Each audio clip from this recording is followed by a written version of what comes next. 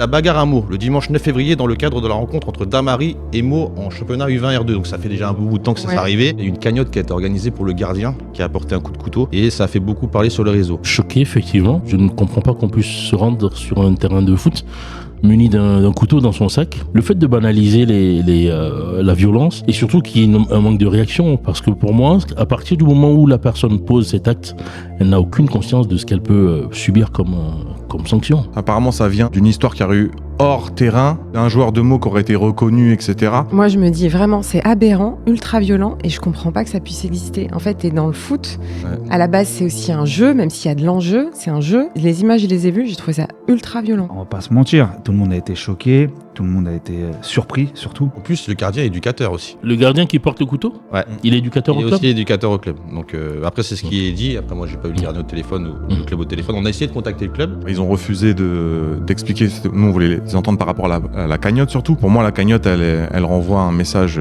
ultra négatif. Donc le club a mis en place une cagnotte pour aider la famille et le gardien. Est-ce que vous pensez que cette cagnotte, c'est quelque chose de positif ou plus négatif? Coucou, là, il rigole. Je pense que là, on sort vraiment du cadre normal des choses, en fait. Pourquoi est-ce qu'on irait récompenser quelqu'un qui a posé ses actes en lui offrant la possibilité d'accéder à une certaine somme à la base d'une cagnotte?